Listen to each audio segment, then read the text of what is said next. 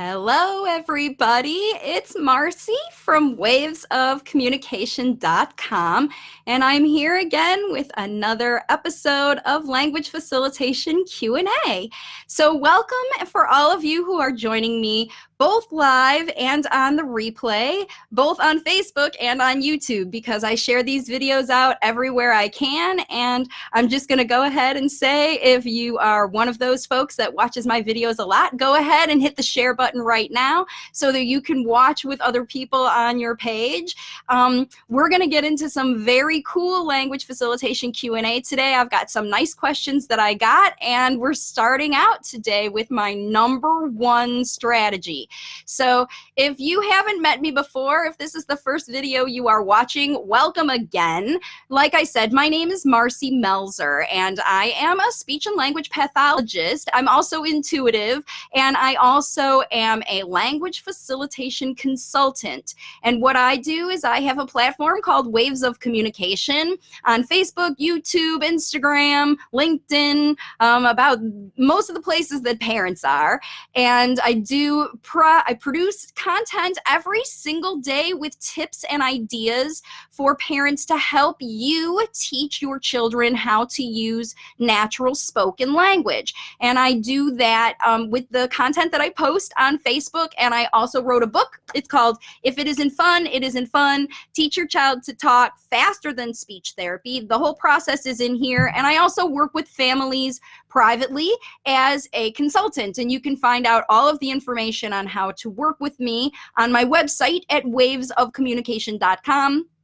And there is a free class over there. If you haven't seen it yet, that is the best place for all parents to start. These Q&A sessions are really kind of supplementary to all the other content that you can access. And they are your opportunity to ask me a question. It's one of my favorite things to do in life is to field these questions from the community, because I learn every time I help somebody. So what I decided to do today was talk about this number one strategy, and I chose this as my topic today for live. By the way, there's Deborah, and hey Rashida, nice to see you gals joining me.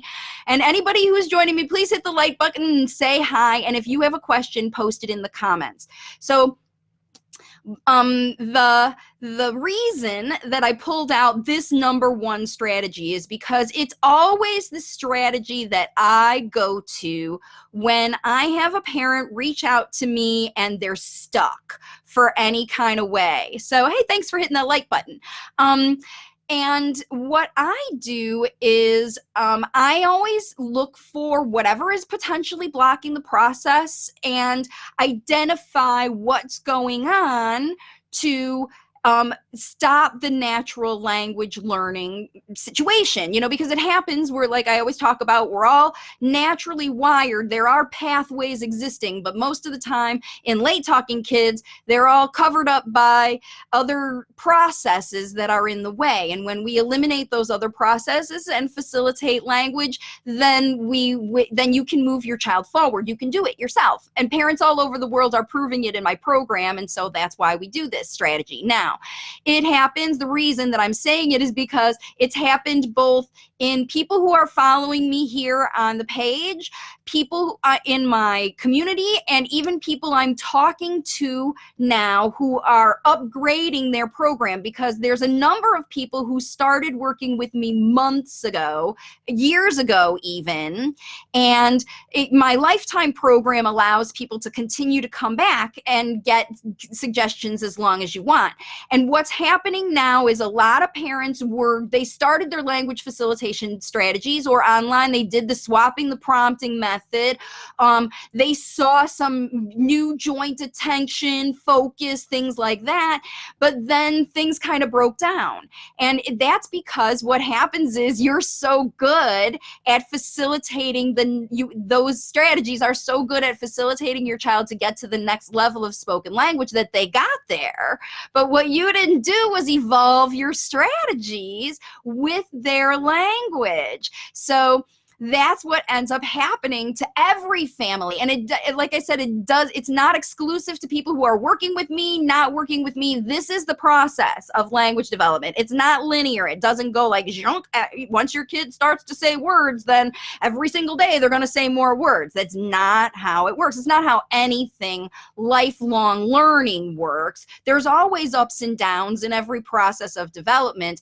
And if you have a late talking child, then you're in the process of shifting your child from nonverbal communication into verbal speech. So what happens is, at first, you start eliminating blockages and providing some good language, but then what happens is things start to break down, and your kids start to anticipate you anticipating them, and those language models that you were providing before, they're not paying attention to anymore.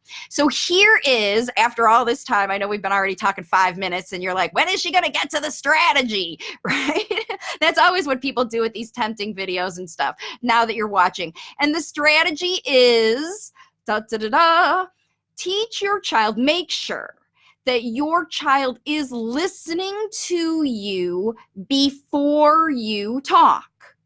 Every time you talk. That's it. It's not very complicated. No language facilitation strategy is complicated, by the way. Every single one is easy, happy, safe, and fun. But what happens with families, either at the beginning stage, the middle stage, the end stage? I mean, there is no end stage, because language facilitation happens as long as your child is alive. That's why it's a lifetime program, because you never stop. What happens, my goal is to get the people who I work with good enough to not need me.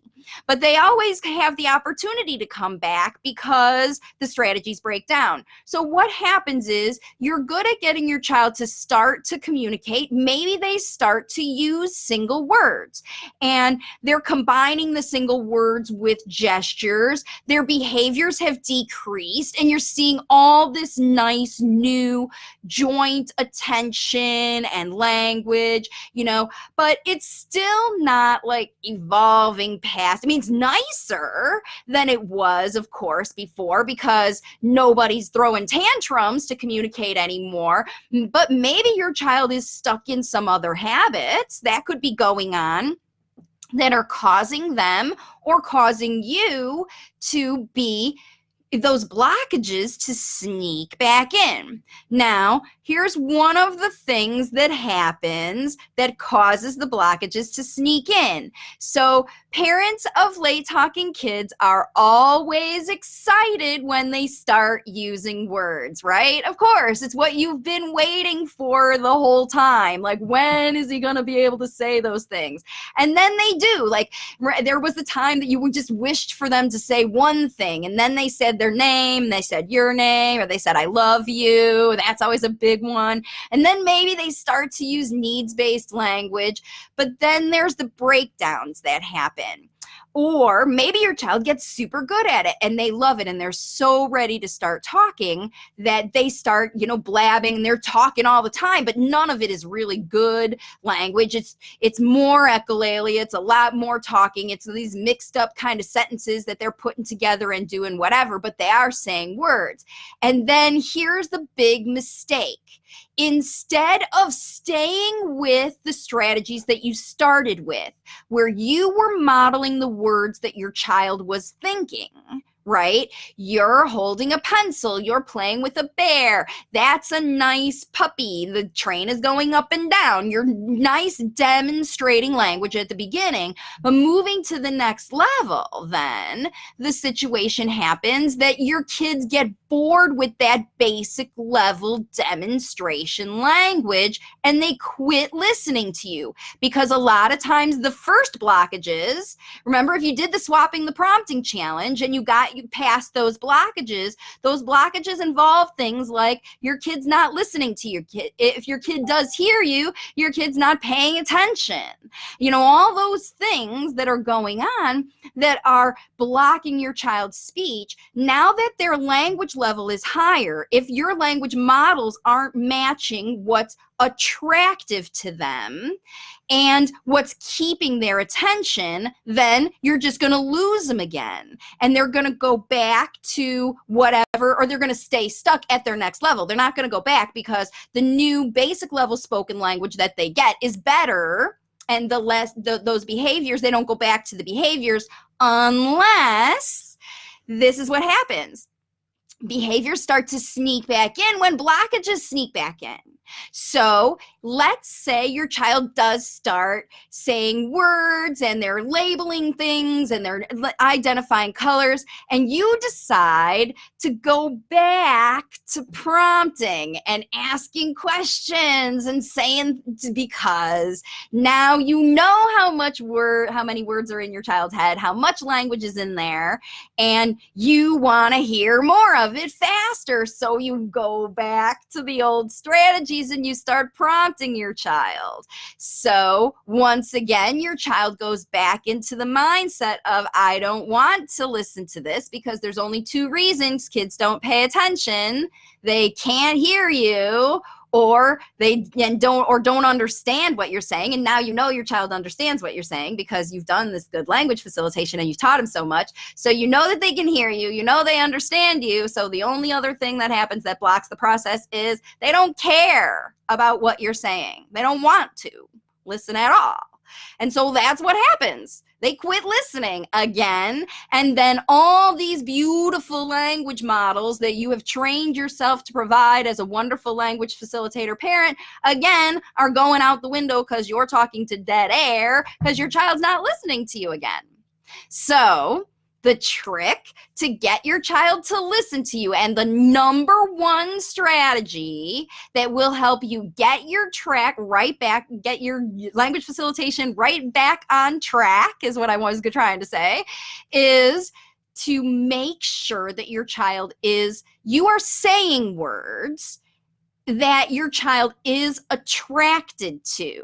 So if your child really likes a particular cartoon, or if they listen to a lot of kids and they say like, hey guys, you hear a lot of those kinds of phrases.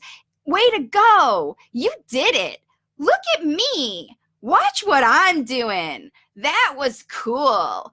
If your kiddo isn't hearing a lot of that stuff, and they watch a lot of videos, right? If they're not hearing that from you, then there's a disconnect from what they're paying attention to on the videos and what they're hearing in their language models, because they're way past, I am holding a train. The train is blue. The blue train goes over the bridge. Like, they heard you doing all that basic language, and now they're like, yeah, we know it. You don't have to teach it, remember.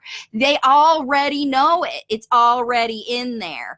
Now you have to step up your language models to be talking in short phrases that are clearly spoken, just like a language facilitator parent does. But you have to say words that are interesting to your child to catch their attention again. Because the first time, very simple language was appealing because they were using nonverbal communication. And then you went to basics. Now that they're at basics, you have to up the ante. If you don't make it increased, then you're going to have a problem.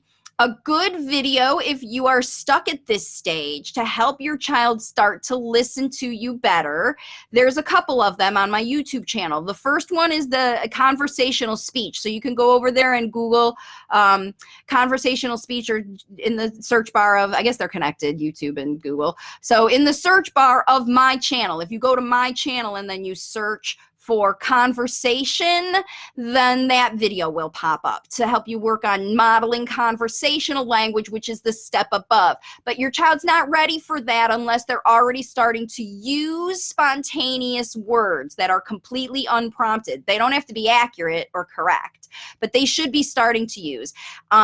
So that video is very good. And if you're not getting with your child at all, if your child isn't listening to you at all, if you're at the very basic stage, then the video you want to find on my YouTube channel is the Reach and Teach video. I'm leaving you independently able to go over there and Google search for these things, because I can't be making all these. There's 200 videos over there.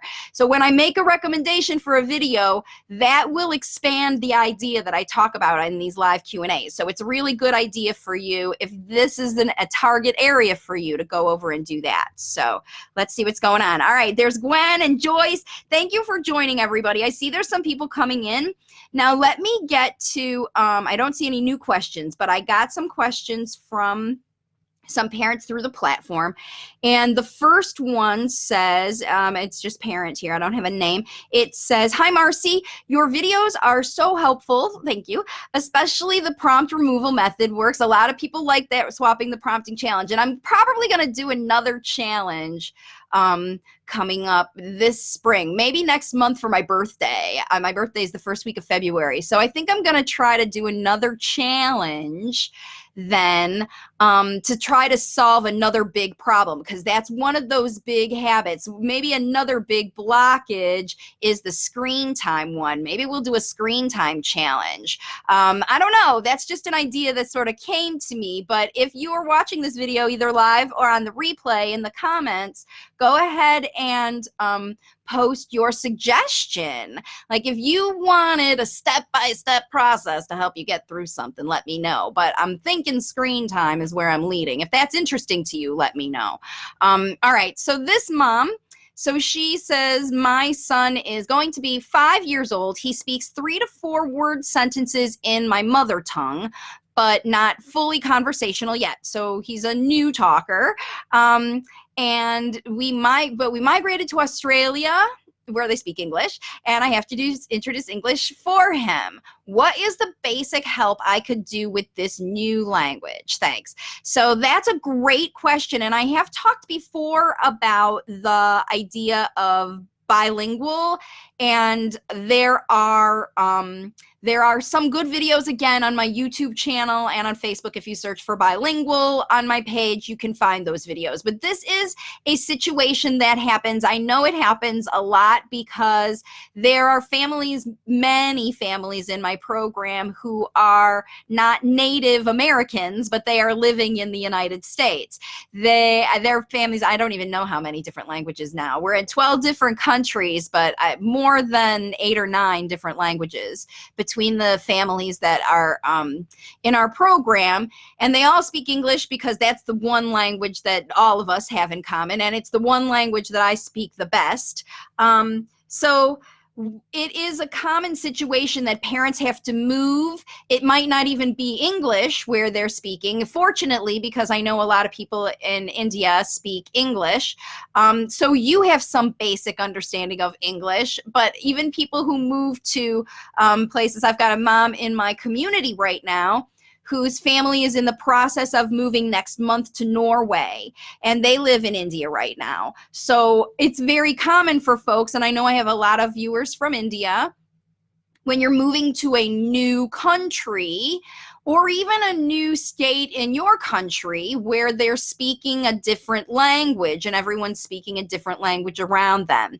So there's a few things to consider when you're introducing the new language. Number one, how well do you know that language? So if you know the language quite well, then my recommendation always is to start to introduce that language to your child before the move, as long as you know. I mean, as soon as you know, they have as long of a time to have some exposure to hearing the language spoken functionally.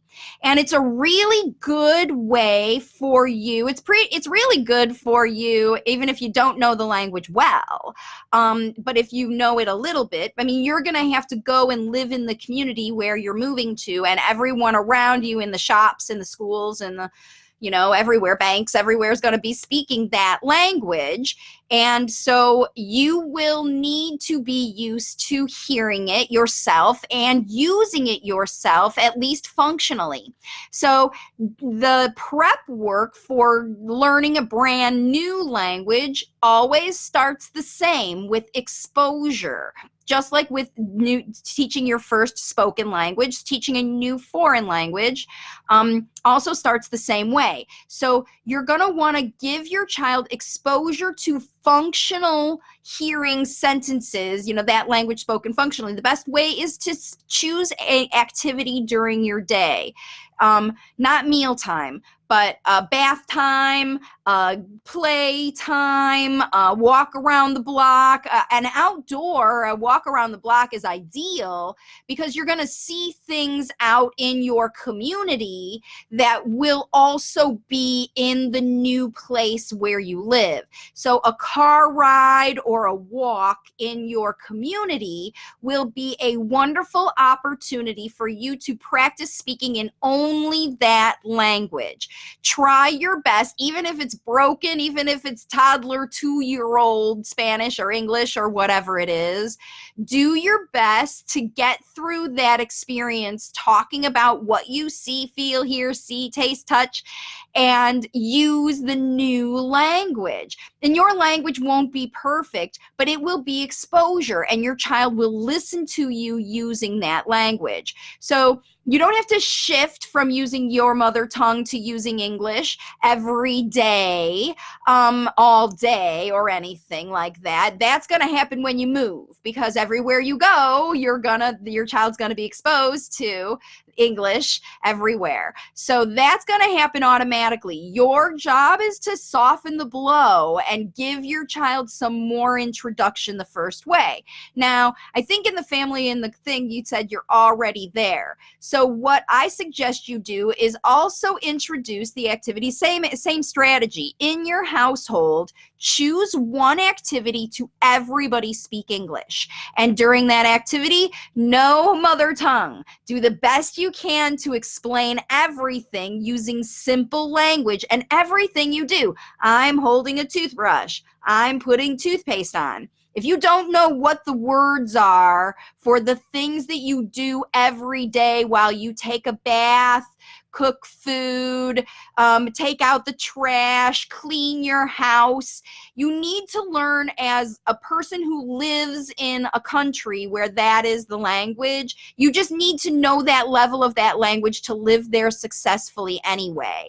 And you're going to be working hard to learn that vocabulary and become good at it. So when you go in the community, you can share your needs, right? You need to have soap for your bath, and your laundry. You need to have clothes to wear, food to eat. You need to find out how to communicate all about these things, not just the names of them, but what it does fry and sizzle and chop and thin slice, thick slice, if you're going to get bread or something like that. These are the things that are really important for you to learn in your new language, and you can teach your child these concepts at the same time. This is the best idea because it's functional, and it will help both you and your child learn that second language and become proficient when you practice it functionally. But you must do it every day. And it doesn't have to be the same activity. And maybe one day it's bath time. Maybe the next day it's walking outdoors. But as much as you can in the community, maybe when you go to a restaurant, commit to only speaking in English when you're at the restaurant. Never speak even to each other in your mother tongue. So that will put your head in the practice of speaking English, and that will help your child. And your child will see the nice exposure of language facilitation in both your mother tongue and in English if you're using careful talking. Again, if you want guidelines about how to do all that, then you can reach out to me, because I have many families in my program who are going through this, and we're guiding through getting kids into schools, talking with those schools. The good news is many schools that accept children of parents who are expats, meaning they are leaving their home country for working, they're used to accepting other families who've been in your same situation. So my other recommendation is connect with other parents of expats and find out what they're doing about language teaching, because foreign language teaching is very much like language facilitation. So once your child is starting to get a grip on one language, you can expose them to multiple languages in the same way that you expose them to the first one, the mother tongue. So that's hopefully the strategy to help you out with that. I don't know the name of that person, so I hope that was helpful for you. And the next one came from Hema on Facebook, who says, and this is a really interesting question. So in one of your videos, in a lot of my videos, in fact, all the time, it is mentioned that we should not ask questions to kids for testing them. So I wanted to know how we will know if they are ready to answer anyone's questions, like anyone else's questions. And this is a great, great question for this Q&A, because the reason that I coach parents to avoid asking questions is because it's a very common strategy we use to prompt language. And natural spoken language can't emerge unless it is unprompted, right? It's not natural if it's prompted. And if the questions are being used as a prompt, which 90% of the time they are, this is what I have observed in thousands of families, pretty much every single family. Like I said, I'll give it 90% because there's a few that have already given it up, but they did ask questions before. Like they give it up before they meet me sometimes, but not usually. Because it's that common, right? And that's why I tell people, look, you have to get away from the questions altogether, because late talkers don't know how to answer questions, and they also put you in the mindset of expectation. When you ask a child a question, you expect an answer, and with natural language facilitation, we don't expect children to talk. We model the language for them to listen to and encourage them to use it on their own, which is different, far different than modeling. We encourage them to use it by responding to the language that they use and modeling the language that they would want to use. And when they start to imitate the language that you're saying, which is their words, you encourage them to expand on it. So that's a real long way of saying that's why I don't like questions. It's the number one strategy that makes a big shift for parents, because if you don't ask questions, what do you do instead? And the answer to that question is you give the answer. Whatever question you were gonna ask, instead of asking the question, just say the answer out loud. What are you doing, Johnny? Oh, look, hi, Johnny, you are playing with a bear. What do you have there? Where, if your child says something funky, and you say, what? Where is whatever? They're not going to be able to correct their answer to do those questions. So the solution is to give the answer instead of ask the question. But this question was about, if we do this, like if we stop asking our child questions, how will they learn to answer questions from other people? And the answer to the question is that you stop asking questions, because if you give the answer, if you are the one, because other people are not going to stop asking your child questions. Therapists, teachers, your friends, your cousin, their friends, everybody prompts language by asking questions. It's the number one strategy people use. Other people are not going to stop asking your child questions. But you can be the one to teach them the answers. So if you are teaching your child all the answers at home, when you, the one who talks to them the most, is talking to them, and someone says to them, what are you doing? And your child knows, because you've said it a bunch of times, I am playing with a train. I am jumping up and down. I am running around the house because it's crazy time. If you are saying those phrases, then when someone else asks the question, your child is going to hear it. But if you are also asking questions in addition to the rest of the world, then your child is never going to learn how to answer questions, because they never hear the answers. They only hear the questions. And you expect them to somehow come up with the answers, but they can't, because they haven't heard it. Language works by, you have to hear and process it first, just like I talked about that number number one strategy. Make sure your child is listening to you and processing what you're saying before you start talking. And if you're in the middle of talking and you know your child isn't listening, how do you know? They go away from you. They look away, they roll their eyes, they get up and physically walk. They can be listening intently and sitting right next to you. They don't have to be looking you in the eye, and you know they're listening to you.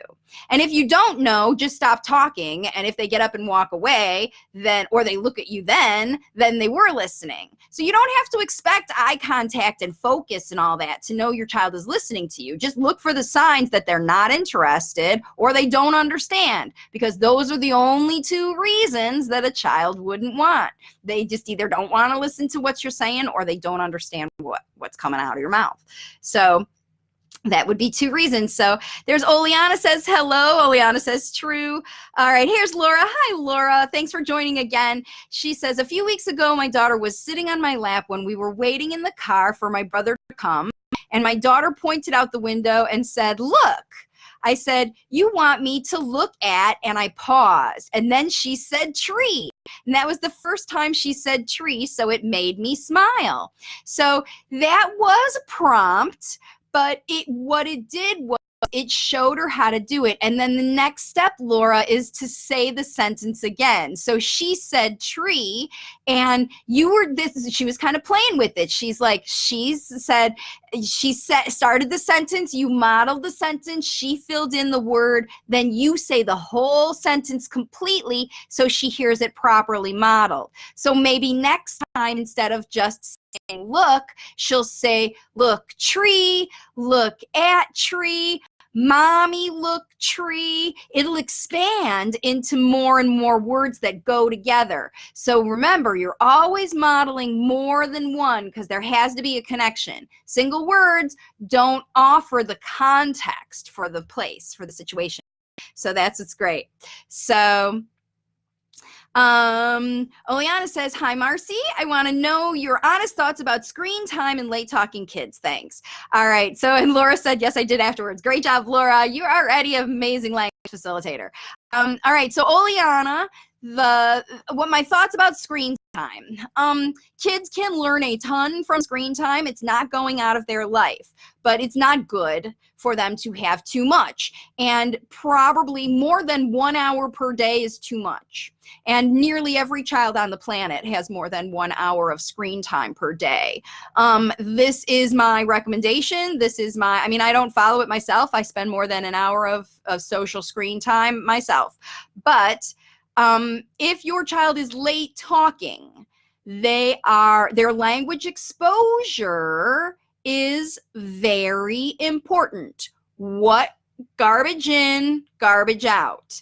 If they're not getting the right words, the right way, spoken by humans at the right time, which means right in the moment when they are doing their activity, then it slips into memorization activity and it goes into the file cabinet system, but it doesn't go into the pathways, the neural pathways that need to develop for complex natural language. It's very complicated, and kids have to be able to listen and process the words before they can use them, in addition to memorizing the words, which is part of it, of course. Kids do have to know that everything is called something and that words have representation and that there are rules to the language, and they memorize the vocabulary and they memorize the rules. But the way they learn to use this data that they store is through experiencing, observing, listening to functional language models during their everyday activities. In most late talking kids, that was blocked by something, and in some cases, it was blocked by screen time because they must hear humans. humans talking, the humans that they love, the humans in their life, their mommy. And if it's not their mommy and their mommy's not available in their life, then it is the closest maternal woman who they connect with. They're going to listen to that person more than anyone else on the planet, even their dad, even their twin. Maybe, I don't know, maybe not their twin. I don't know if they've studied that, but I know that they studied moms and they studied dads and they studied aunts, and aunts were better than dads. So female women in the family are the ones that kids will naturally, genetically, from their core, listen to the best. And if that person, that number one maternal mama, is not talking to the child while they're doing the things they need for basic survival, then language doesn't develop. If the mama is talking, but the child is not able to listen or hear or process that language, then speech gets delayed, right? If the child cannot hear the mama talking, the speech is delayed all the time, every time. That's why the number one strategy to get kids talking is make sure they are listening to the mama.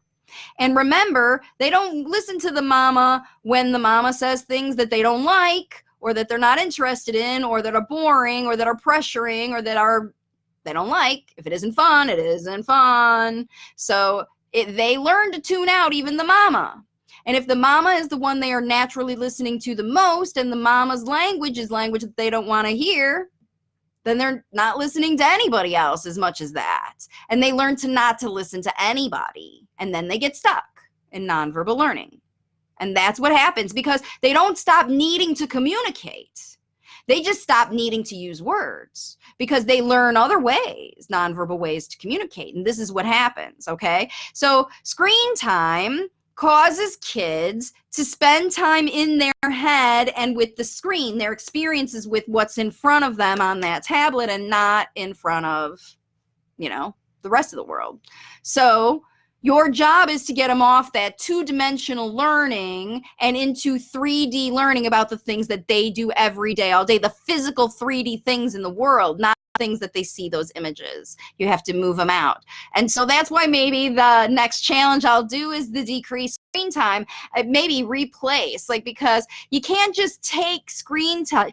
You can't just take screen time away from kids and expect them to spontaneously know how to fill their day. So that's what I'm going to have to put into the swapping the screen time. Maybe that's the next video, the next challenge I'll put together for my birthday.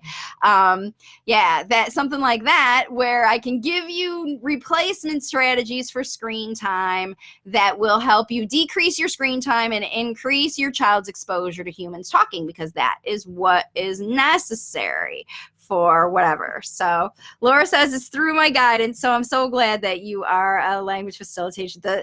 My strategy, the right words in the right way, is one of my favorites. That's what Laura said. I'm so glad. All right. So let's see. Deborah says my son has lots of language, but is lazy and often tries to use one word. Is it okay to tell him, say it in a sentence, please? He will say it in a sentence if I do this.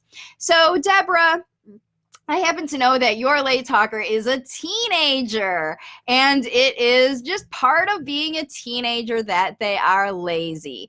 But the thing is, it's not just teenagers who get lazy with late talking. A lot of late talkers have this habit.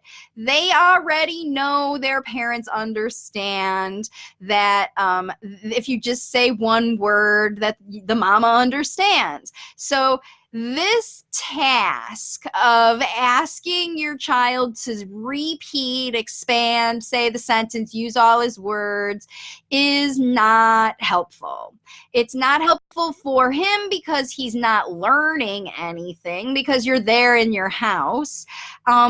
The way that you need to facilitate this is you need to get him talking to people who don't know how to read his mind, who he knows don't know how to read his mind. And I also know that you homeschool. And I know that your child is not a real good social butterfly. Let's just say it that way. Because a lot of older late talkers have extreme social anxiety. They know that their speech is not as good as other kids. They know functional for their house, and they try to get their parents to stay right there and meet all of their needs. And that's one of the things that's happening to this language facilitator mom. So in her case, her kiddo is he is in control of the communication situation in the house because there's no need for him to use a longer sentence because he knows his mom understands. So when your child uses a sentence or a phrase or a single word when he's supposed to be using a phrase, you just recast, okay, the correct answer. He says cookie, you can say, I mean, that's just always the thing that I use. If the child says cookie, you say, oh, you want a cookie. You want a chocolate cookie. You want a cookie for a snack. Okay, I will get you a cookie. Now, a 15-year-old is going to be like, really, Mom? You're saying all that stuff again? Yada, yada, yada. And they're not really listening. But the thing is, you're not saying it for their benefit for them to do it again.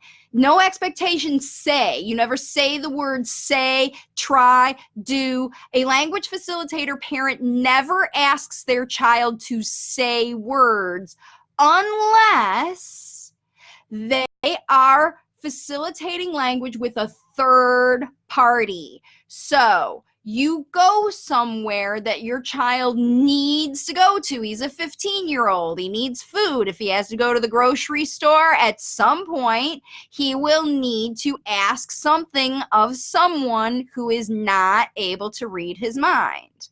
And, if he asks you a question, or maybe says he wants to find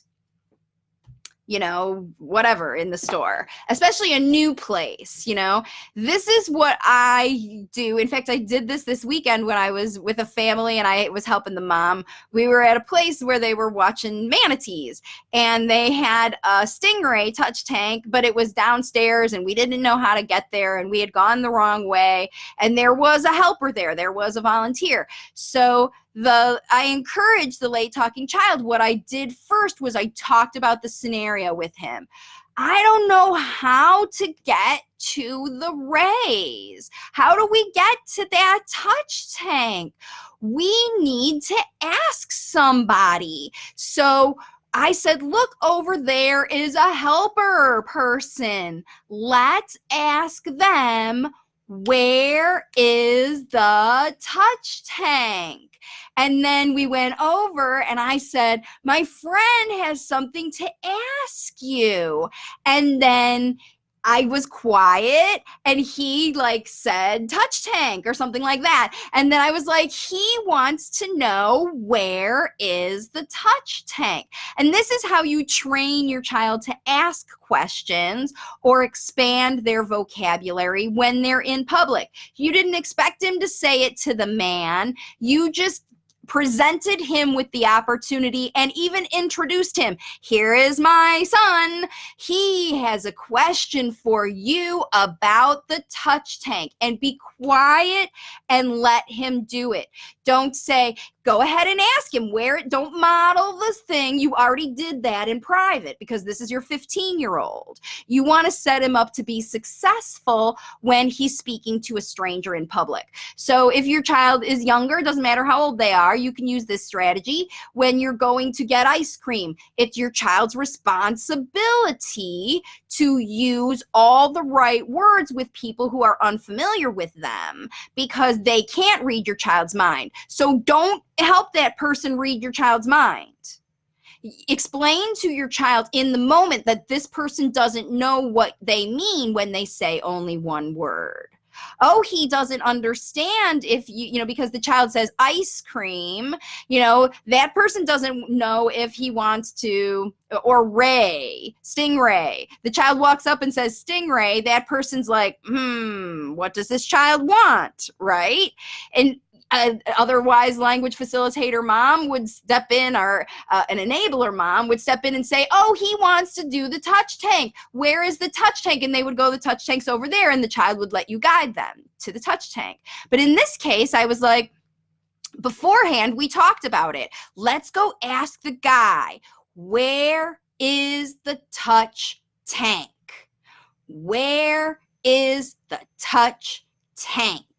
And ready? And you get the child, make sure the child is ready. His job is to go and ask the guy. And that way he will be motivated to use his best talking, because he knows that guy can't understand. And that's how you get past the lazy. But you have to be past the anxiety before you can get past the lazy. So that's where you have to make sure, you have to realize, is it just, and he's going to be lazy in your house. And if you try to just change it, you're just going to make yourself miserable. It's like trying to tell a teenager, don't take a nap. They're going to do it. They're teenagers. So that's what happens. So hopefully that's helpful. Don't worry about, he can say it in a sentence. So if you model it in the public where it's important, he'll pull it out. But it doesn't make sense to practice that kind of thing at home. So Oleana says that would be awesome. So that I think that tech challenge is kind of what I'm going to be looking at in the future. All right, let's see. We're going on an hour. I've got one more question that I got that I'll bring in for this Q&A, and it is from Sanjana, who said, hey, Marcy, it will be really helpful if you could suggest some books for my daughter. She is on spectrum. She's 4 years old, and she says a few words, but she loves books, especially alphabets, numbers, shapes, and picture books. All right, so Sanjana, I did make a video on my YouTube channel about books, for strategies to use books for language facilitation. My favorite books to use for kids who love books are books with very few words, but books that have actions in the pictures. So it's not just a single thing on a page, like, a tiger on this page, elephants on the next page, kind of that. Those are good. They're basically flashcards in a book because it's just one thing. And usually there's very limited contextual language you can model when you're playing together with a book if there's only one on the page. But it is a way to get your child to listen and focus on single words at a time. My favorite books are books that have pictures that show actions but have very little words. So it doesn't matter what the topic is. Go to the public library and look at picture books that have just like one sentence on a page, and they tell a story. So maybe it's about a duck who lost a ball, or a boy, a puppy. There's some puppy ones with Spot. There's Clifford. These little problem solving, like 5 steps to solve, like, where is my mother? She's not under the bed. She's not, that kind of thing. Those little books that have one scene on a page. And then how you do the language facilitation is you don't read the story as written. Wait until the child is used to the book and loves the book and is already telling you the story on their own. Because listening to the story itself is an entertainment. It's kind of like watching you. It's a step up, actually, from the video where they're actually watching a human, but it's a pre-game story. They know it's the same all the time. And that's why kids will listen to the same story over and over again, because they want to hear it, and they're memorizing it as you're saying it. Like songs, kids who pick songs, same thing. They're memorizing it as they hear it over and over and over again. That memorization is their comfort because they're already spontaneously used to sticking things in their head, images. So they're remembering things that you're saying. They're memorizing it because they're probably not hearing it slowly enough that they're catching it. That's why they want to hear multiple times. So the goal is to talk about the book, and better than books, even though she likes books, is to start to adapt her to some pretend play, because books is another two-dimensional learning that you can use. But if your kiddo's very hooked on books, it's almost the same as being very hooked on videos, because kids watch the same subjects. They like colors, like you said in the question, likes the colors, shapes, numbers, because they can easily combine those. Blue, 5, yellow, square, 5, 6, 7. Like, they get the structure of what they see in those videos as how language works. And they memorize these chunks of language as their little file cabinet vocabulary.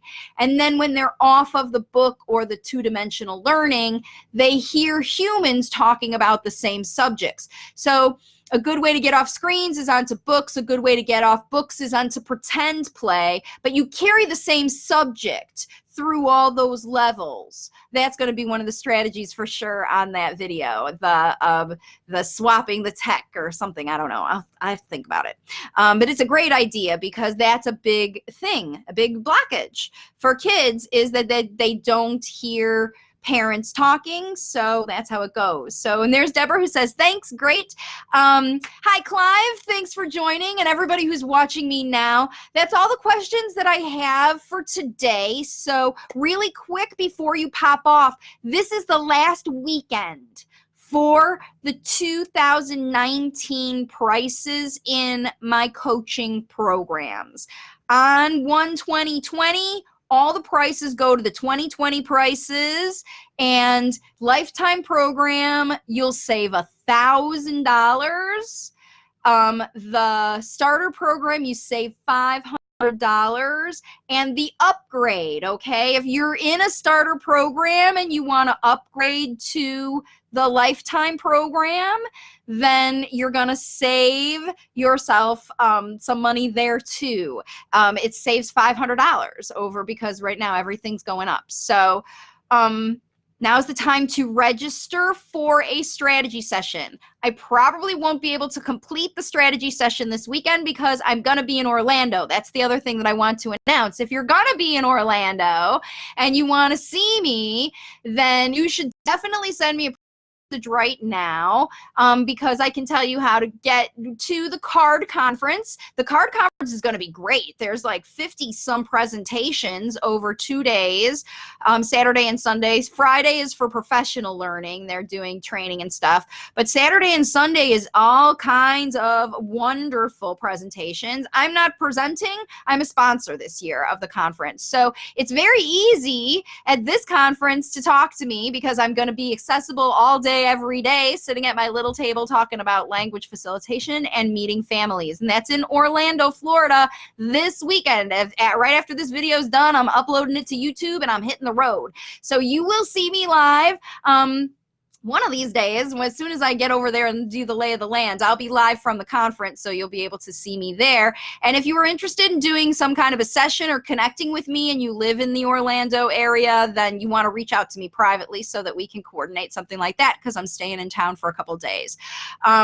Yep, so get the sale prices before the weekend. Join me in Orlando if you are interested. And, you know, now is the time to watch the free class on the website. Get yourself started with some language facilitation strategies. Get the book. If it isn't fun, it isn't fun. And this book tells you everything. Look, everything's in here. The whole process, everything you need to know. This is your year to get your kiddos talking, and you can do it. parents all over the world are doing it, and I am thrilled to see the success that parents are doing. You can see all the success stories on my stuff. So on my way to Tampa, that's very close to where I live. So Orlando is not very far from Tampa. It's about a 2-hour drive. So very interested to, Oleana, let me know and maybe we can connect. So that would be wonderful to meet you and hear more about your child. And yeah, that's what I'm doing this year in 2020. I have a goal to get out and talk to humans again, because just like I said, I'm spending way too much of my own time in front of the screen, projecting and reading comments and, responding to families and working with people. So I am highly motivated to get back out and get some real hugs in the world and share some energy and meet some kids and get some high fives and talk to parents about what's going on in your everyday life. These Q&A sessions are a great way to keep up with me every Thursday at 2 p.m. on Facebook, and at noon on Monday on YouTube. So you'll see me then. My next session's on Monday. So I'll see you then over there. Have a wonderful weekend. My goodness, enjoy the January weather wherever you are. Get out and enjoy what's going on. The right words, the right way, at the right time while you're enjoying those things. And that's it. The number one strategy. Get your kid to listen to you, model the right words, and language will come. It really is that easy. All right, everybody. I'll see you all on my next video. Have a great weekend.